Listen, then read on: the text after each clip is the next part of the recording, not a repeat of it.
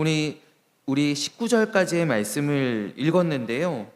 1절부터 9절까지의 말씀은 재판에 관한 법입니다. 정의와 또 복지에 관한 법이라고 할 수 있습니다.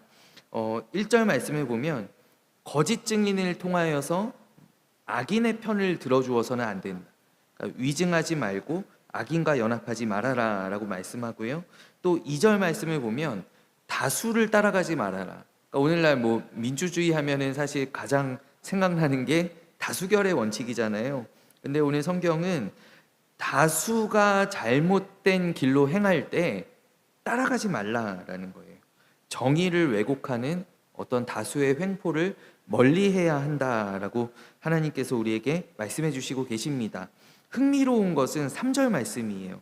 3절 말씀을 우리가 잘 보면은요, 가난한 자의 송사라고 해서 편벽되이 두둔하지 말라라고 합니다. 그러니까 가난한 자의 송사라고 해서 가난한 자의 편을 들지 말라라고 하나님께서 말씀하고 계셔요. 오늘날 우리 사회에 굉장히 어떤 부정함과 불공정함을 관통하는 표현 가운데 하나가 유전무죄, 무전유죄 이런 이야기들 많이 하잖아요. 돈이 있으면 있는 죄도 없어지고 또 돈이 없으면 없는 죄도 있게 되는 그런 것들이 굉장히 어떤 우리 사회의 부당함들을 만날 때 우리가 탄식하듯이 이렇게 내뱉는 말들인데, 우리는 사실 이렇게 심정적으로 우리의 마음이 부자를 편들어주는 것을 굉장히 좀 불이하다고 느낄 때가 많이 있죠. 그리고 어떤 부자들, 잘 되는 사람들을 끌어내리는데 사실 좀 통쾌함 같은 것을 느끼곤 합니다. 비단 우리나라만의 얘기는 아닐 것입니다. 전 세계적으로도 악명 높은 독재 정권들이 다 어떤 일들을 하냐면 이 일반 시민들의 인기를 얻기 위해서 어떤 지식인들이나 그 부자들을 끌어내리는 그런 일들을 합니다. 그렇게 하면은 대중들이 좋아한다는 것이죠.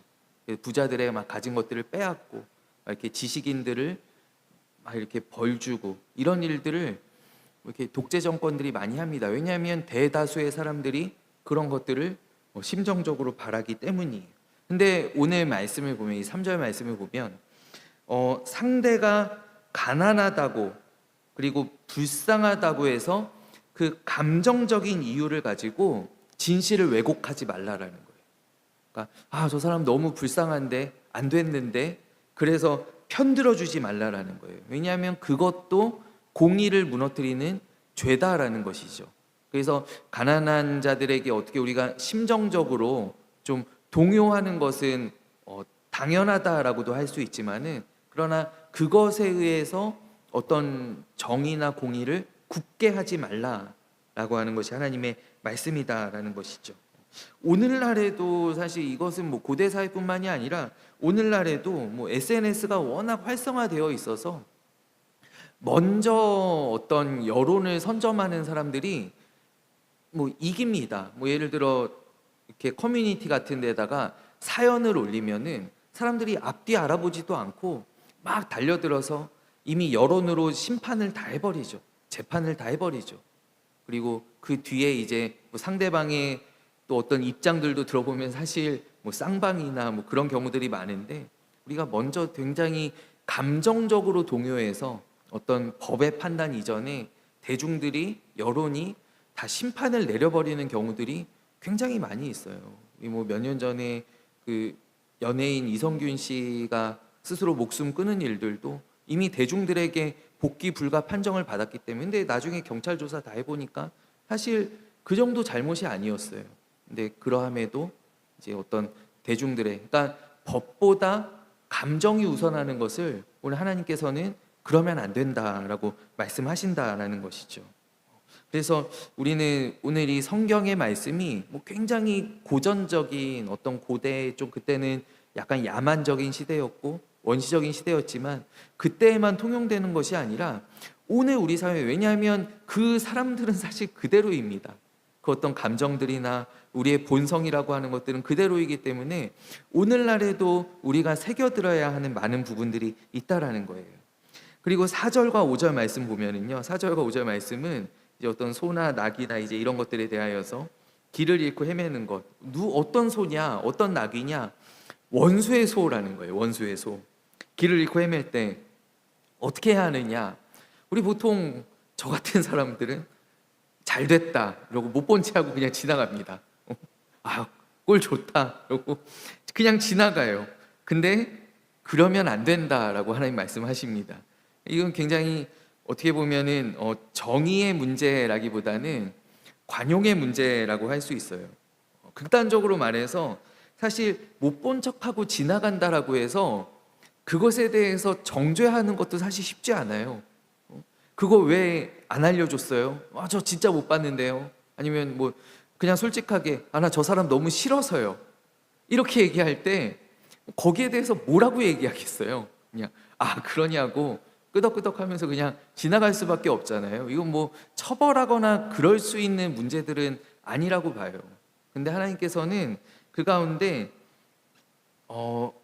이 말씀을 그 가운데 있는 하나님의 속뜻을 우리가 생각해 볼 때 관계를 회복할 수 있는 기회를 놓치지 말라라는 거예요. 우리가 아무리 원수의 어떤 소나 낙이라고 해서 혹시 막 길에 고삐 풀려서 막 돌아다니고 있을 때 그것을 데려다 줌으로써 어떤 관계를 회복할 수 있는 그런 기회들이 있잖아요. 5절 말씀은 좀 더 노골적입니다. 이거는 그냥 내가 정 얼굴 보기 싫으면 그냥 옆에다 데려다가만 놔도 돼요. 그냥 조용히 묶어놓고 놔도 돼요. 근데 5절 말씀을 보면 이제 그 짐승이 이제 짐을 싣고 이렇게 가다가 기운이 없어서 이제 엎어졌단 말이죠. 그러면 가서 같이 이렇게 세워줘라. 같이 이렇게 세우는 것 손을 보태라라고 하나님 말씀하시는데 이거는 원수의 앞에서 내가 이렇게 해줘야 되는 거잖아요. 그러니까 이거는 사실 심정적으로 더 어려운 일이죠. 하나님께서는 기꺼이 그 일들을 하라라는 거예요. 오늘날도 뭐 생각해 보면은 오늘날 뭐 저도 이제 예전에 이제 교회 동료들이 많을 때 생각해 보면 뭐 당연히 직장에 교회에 교육자들끼리도 사이 안 좋은 교육자들이 있습니다. 원수 꼴배기 싫은 사람들이 있어요. 아침에 딱 이제 교회 오면서 주차를 딱 해놨는데 그 상대방 차인데 트렁크가 열려 있단 말이죠. 그러면 에이 꼴 좋다. 누가 와서 그냥 가져가 버려라. 이러고 그냥 올라가 버리면 안 된다는 거예요. 비상등이 막 켜져가지고 깜빡깜빡하고 있는데 저 배터리 방전이나 돼버리면 좋겠다 이러고 올라가 버리면 안 된다는 거예요. 문자라도 남겨서 지금 비상등 켜져 있다고, 트렁크 열려 있다고, 지금 뭐 헤드라이트 켜져 있다고 이렇게 얘기해 줘야 된다라는. 그러니까 이거 굉장히 사실 법으로 정하기는 어려운 거예요. 그렇지 않아요? 우리가 딱 그냥 생각할 때 만약에 이스라엘의 법전에 이런 내용이 들어있다라고 우리가 생각해 본다면 무슨 법전에 헌법에 이런 것까지 집어넣으셨어? 이런 생각들을 하게 되잖아요. 근데 하나님께서는 이런 것까지도 집어넣으신다라는 거예요. 제가 오늘 그 말씀을 읽으면서 제가 가만히 생각해 보니까 제가 만약에 자녀들을 교육한다라고 해도 이 정도까지 하지는 않을 것 같아요.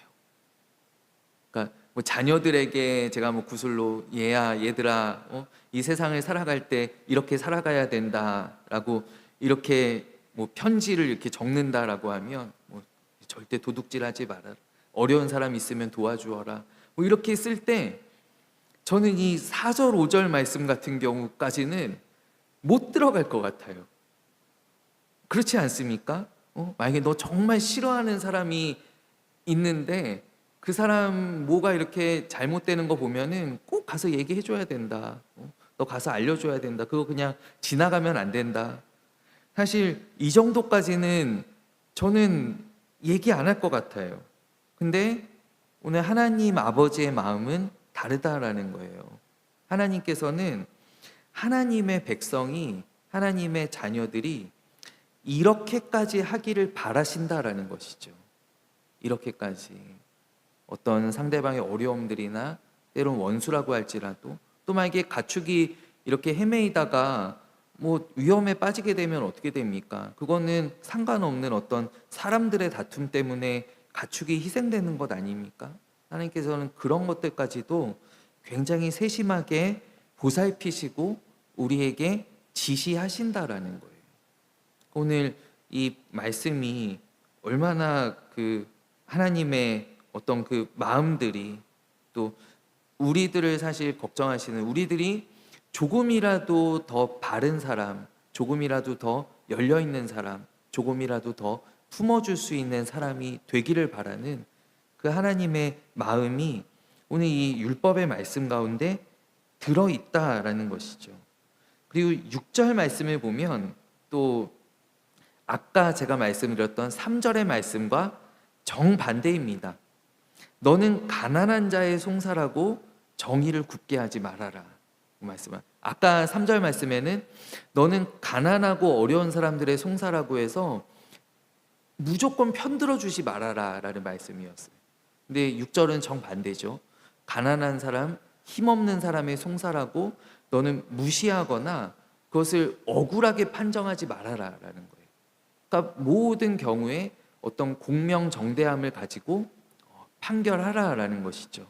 그것을 바라보라 라고 하시는 하나님의 말씀이에요.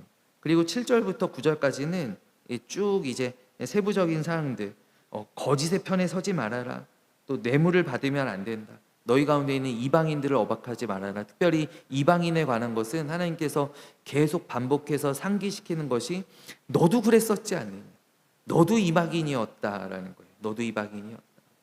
우리가 모든 교회에서뿐만이 아니라 사회에서도, 우리가 직장 생활할 때에도 좀 어리버리한 어떤 신입 직원들, 우리가 구박하지 말아야 될 것은 나도 그런 시절이 있었다라는 거예요. 군대에서 이등병들 보면 얼마나 답답합니까? 근데 뭐라고 해서는 안 되는 것은 나도 이등병일 때가 있었다라는 것이죠. 나도 연약할 때가 있었고 나도 신입일 때가 있었다라는 거예요. 하나님께서는 그것을 늘 기억하고 그리고 사람들을 대하라라고 말씀하십니다. 이제 뒤에 10절 말씀부터 보면은 안식과 절기에 관한 말씀인데요. 특별히 10절부터 우리 13절까지의 말씀은 안식에 관한 법입니다. 근데 이 사실 안식이라고 하는 것은 훈련입니다. 훈련이 필요합니다. 이 안식일 또 안식년은 이스라엘 문화권만이 가지고 있는 굉장히 독특한 어떤 규례예요. 이거는 다른 문화권에는 없는 거예요. 특별히 땅의 안식이라고 하는 것, 땅의 안식.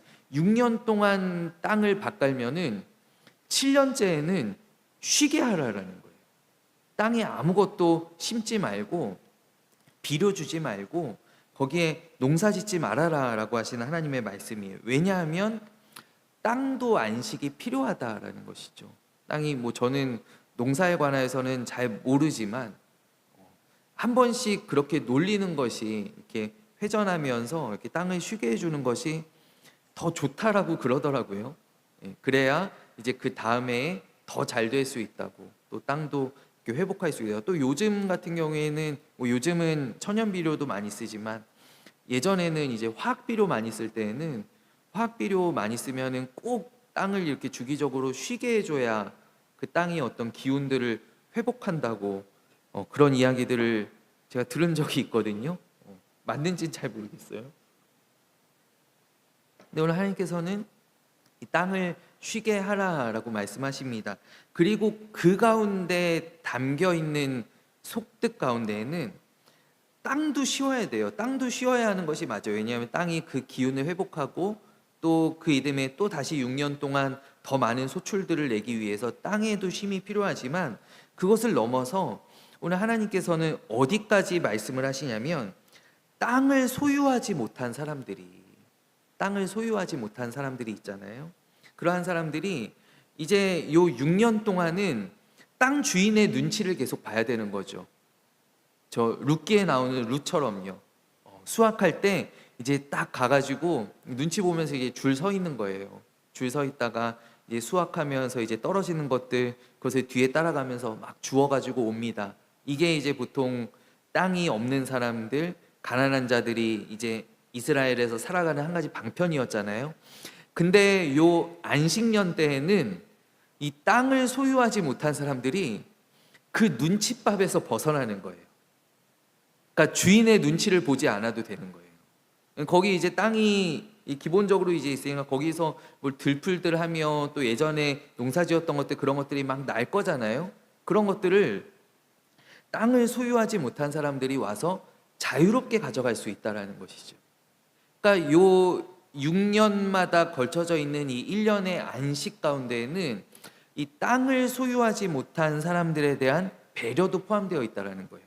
거기에서 또 더해서 들짐승들에 대한 배려도 포함되어 있다라는 것이죠. 왜냐하면 우리가 농사를 지을 때는 울타리를 치고 어떤 들짐승들이 함부로 접근하지 못하게 막습니다. 그런데 요 안식년 때에는 이제 울타리들을 다 걷어내겠죠. 그러면은 그 이제 막혀 있던 그것들을 넘어서 이 주변에 있는 들짐승들까지도 와서 자유롭게 그 땅의 것들을 먹을 수 있는. 근데 이것이 뭐 몇 년째 몇 년, 뭐 예를 들어 25년에 일제히 다 쉽시다. 그러고 그 다음에 이제 32년에 또 쉽시다 이런 것이 아니라 반마다 돌아가면서 이게 있으니까요. 그러니까 어떤 이 배려를 받는 사람들의 입장에서는 이게 끊어지지 않는 것이죠. 이제 올해는 우리 교회 뒤에 있는 밭이 쉬는 해라고 하면은 또 내년에는 또 그 옆에 있는 밭이 또 쉴 수도 있고, 그래서 이렇게 쉬는 밭들을 찾아서 이 어떤 가난한 사람들, 소외된 사람들도 그곳에서 어떤 일종의 배려들을, 또 그곳에서 사실 마음의 안식이죠.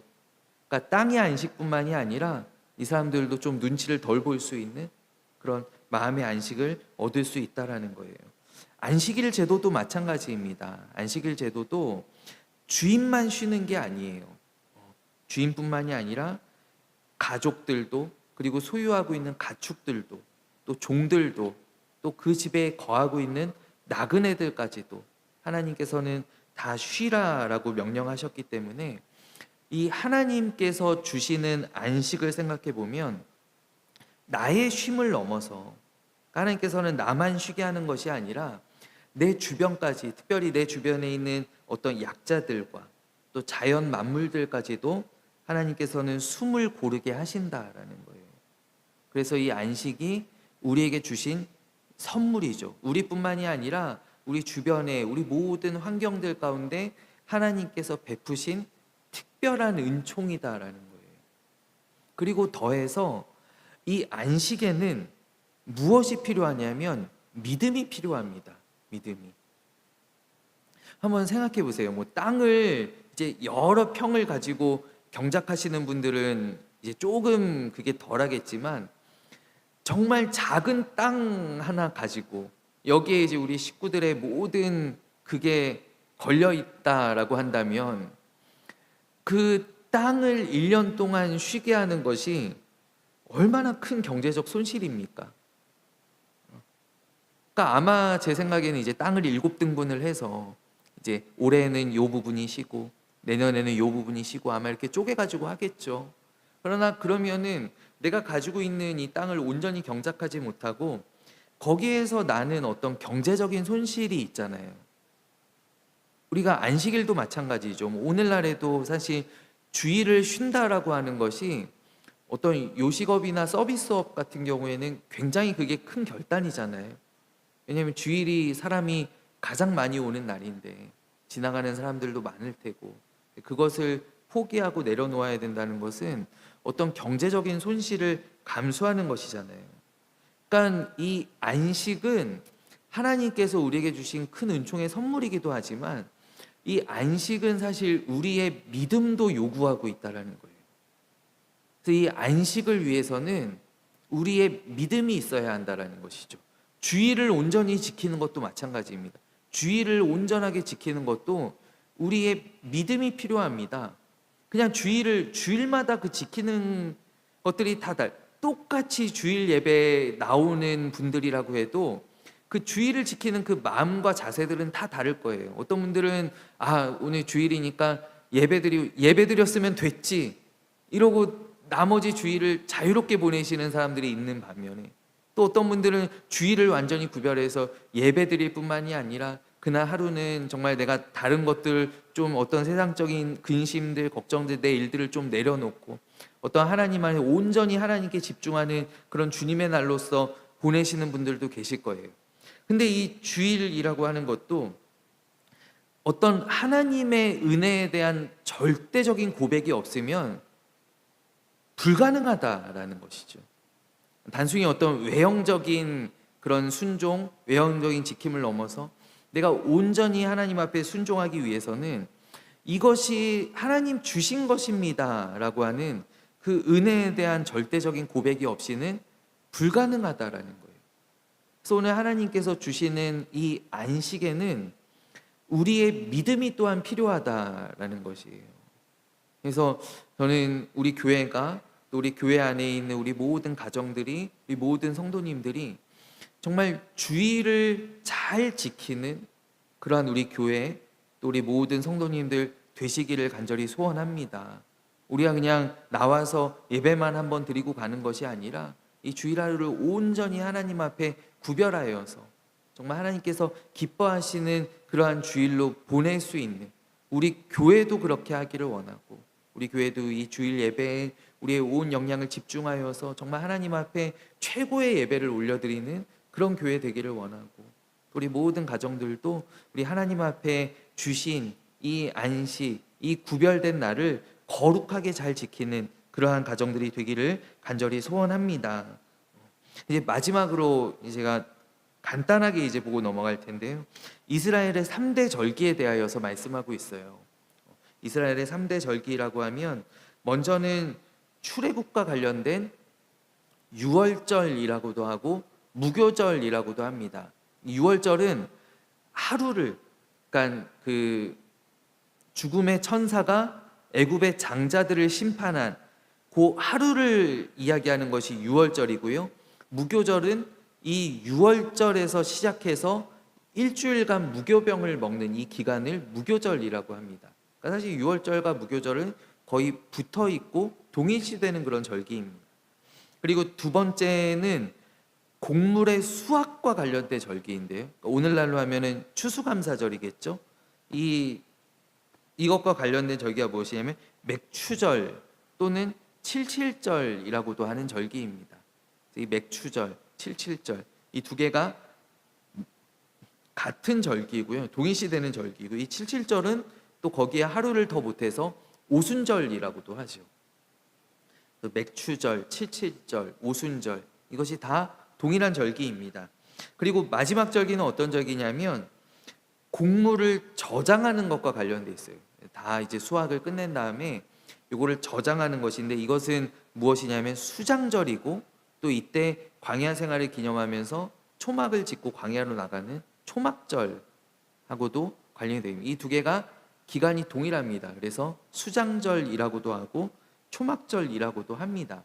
그래서 이 절기에 관한 것, 이 이스라엘의 3대 절기라고 하는데, 이 3대 절기가 오늘 출애굽기 23장에 나와 있고, 또 뒤에 가면은 34장에도 나와 있고요, 또 신명기에도 나와 있어요.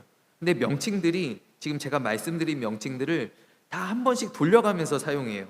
그래서 오늘 이 23장에는 무교절, 맥추절, 수장절을 잘 지켜라 라고 말씀하고요, 또 뒤에 있는 34장에는 무교절, 칠칠절, 그리고 수장절을 잘 지켜라 라고 말씀하시고요, 신명기에 가면은 유월절, 칠칠절, 초막절을 잘 지켜라 라고 말씀하셔요. 그러니까 이게 두 개씩 묶어가지고 이게 거의 동일한 절기를 이야기하고 있다라고 이해하시면 될 것 같아요. 그래서 요 유월절, 무교절은 무엇이냐? 종살이에서 구원해 주신 하나님의 은혜를 기억하는, 그러니까 구원의 은혜를 기억하는 절기입니다. 그리고 요 맥추절, 칠칠절은 무엇이냐면 수고하여서 밭에 뿌린 것에 첫 열매를 거두고 드리는 절기입니다. 그러니까 우리의 일상 가운데에서 공급하시는 그 하나님의 은혜를 기억하는 절기가 바로 요 두 번째 언급된 맥추절 그리고 칠칠절입니다.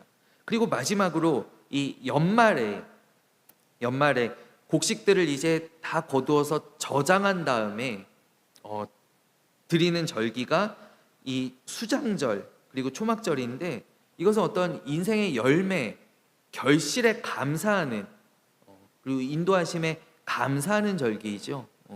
그래서 제가 아까 두 번째라고 말씀드린, 사실 요 세 번째가 우리가 이야기하는 추수감사절에 더 가깝고요. 이 맥추절은 사실 이게 우리나라의 성경이 번역돼 들어오면서 맥추절이라고 해요. 왜냐하면 요게 시기적으로 우리나라는 밀을 잘 재배를 안 하기 때문에 보리 수확하는 절기하고 딱 맞아 떨어져서 우리나라 맥추절이라 그래요. 근데 사실 이스라엘에서는 보리를 그들이 수확하는 것이 아니라 밀을 수확하는 절기입니다. 밀을 수확하는 절기. 그래서 요 밀을 수확하기 시작하는 절기인데, 요게 이제 어떤 일상 가운데에서 주시는 그런 하나님의 공급하시는 은혜들을 기념하는 그런 절기입니다. 근데 요 절기를 하나님께서 말씀하실 때 핵심적인 구절이 15절 가운데 있는 빈손으로 내 앞에 나오지 말라라고 하는 하나님의 말씀이고, 또 19절에도 나와 있습니다. 19절에 가장 좋은 것을 가져다가 너희 하나님 여호와의 전에 드릴지니라 라고 하나님 말씀하십니다. 이것은 어떤 하나님께서 헌금에 대하여서 압박하시는 말씀이 아니에요. 그래서 많이 가져와라, 좋은 것 가져와라 라고 하나님께서 어떤 압박하시기 위하여서 주시는 말씀이 아니라, 오늘 이 말씀은 내 삶의 모든 풍요, 모든 결과가 내 노력이 아니라 전적인 하나님의 은혜임을 인정하는 것이 우리가 하나님 앞에 드리는 정성으로 나타나야 한다라는 거예요. 그것이 하나님께서 기쁘게 받으시는 제사이고 우리가 하나님 앞에 올려드려야 할 예배다라는 것이죠. 우리가 예배는 무엇이냐 하면, 하나님 앞에 하나님 내가 이만큼 했는데 하나님 요만큼만 더 도와주시면 됩니다 라고 나오는 것이 아니라, 하나님 내 삶에 이만큼 내가 이렇게 이루었는데 하나님 거기에 은혜 조금 더 주시면 됩니다 라고 나오는 것이 아니라, 나의 모든 것이, 나의 존재부터 나의 모든 것이 하나님으로부터 온 것임을 내가 고백하는 자리예요. 그것이 바로 우리의 예배다라는 것이죠. 그것이 전인적인 예배이고, 너희는 너희 몸을 너희 산 제물로 드리라라고 로마서에 말씀하잖아요. 그러니까 우리의 모든 것을 하나님 앞에, 우리의 어떤 구약의 이제 우리의 어떤 추수한 것이나 아니면 새끼 양이나 소나 이런 것들을 가지고 하나님 앞에 번제물로, 예물로 가지고 나왔는데, 신약에는 오히려 그 개념을 더 넘어서죠. 너희 몸을 하나님 앞에 전부 다 거룩한 산 제물로 드리라라고 하는 것이, 우리의 이 모든 것이 하나님으로부터 온 것입니다. 하나님께서 나에게 생명을 주셨고 하나님께서 나를 건져 주셨고, 그것이 어떻게 가능합니까? 구약은 대속의 어떤 의미로서, 또 감사의 의미로서 예물들을 가져왔다라고 한다면, 신약은 대속이 아니다라는 것이죠.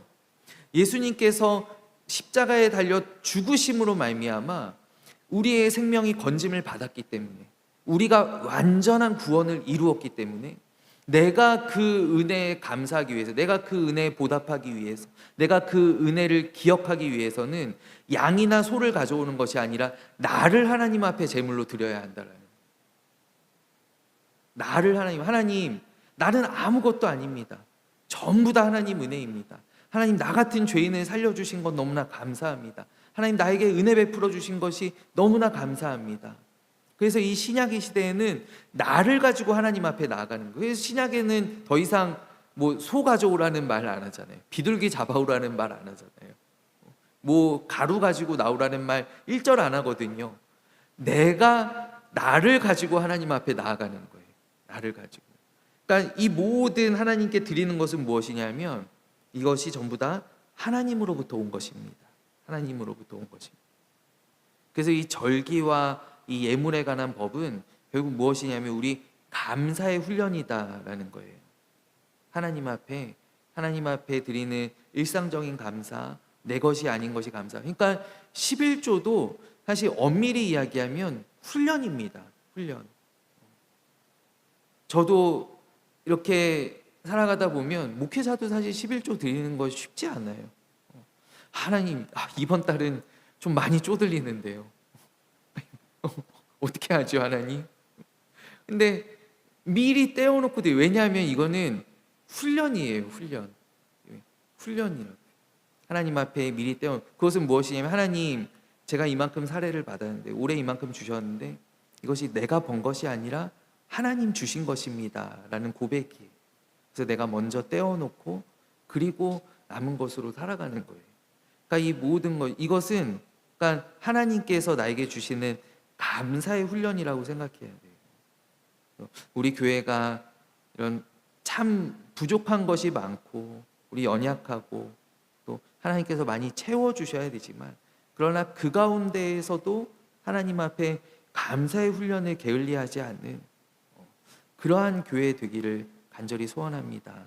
또 우리 모든 성도님들께서도 우리 하나님 앞에 이러한 감사의 훈련, 내 것이 아닌 하나님의 것임을 우리가 고백하며 나아갈 수 있는 그런 우리 모든 성도님들 또한 되시기를 간절히 원해요.